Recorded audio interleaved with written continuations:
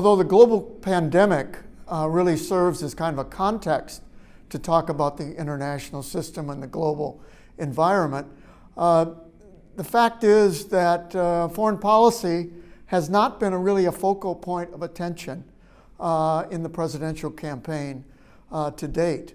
I think it should be, because we're really at a kind of a crucial point in the international system. There's a lot of pressure on the international system at the present time for change and for a new direction or a stabilizing direction here. And what we really see with the two campaigns are really two different directions that they propose for where the United States should head in the years ahead. The Trump campaign, for example, has really focused upon trying to more unilateral and bilateral actions with a particular attention towards the great power competition between China and Russia and the United States.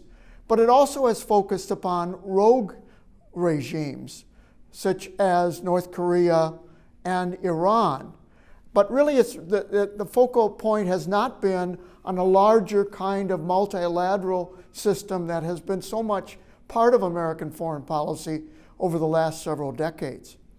By contrast, the Biden campaign has really focused upon a much more of a multilateral approach to the international system. And instead of withdrawing from agreements that the Trump administration has done in terms of the Paris Accords or the Iran nuclear pact, the Biden campaign wants the United States to really embrace cooperation with some of its traditional partners and to really restore that kind of what's called the liberal international order here. So those are really two different directions that the United States could potentially pursue depending upon the results of the presidential election. And it turns out that the American public is equally divided in terms of the direction. Interestingly, the latest Chicago Council on Foreign Affairs poll is titled, sort of aptly, "United We Stand."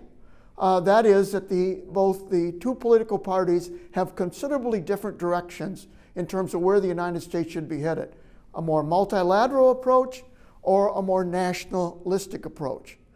In sum, the results of this election have very important foreign policy consequences in terms of where the United States is headed in the global arena.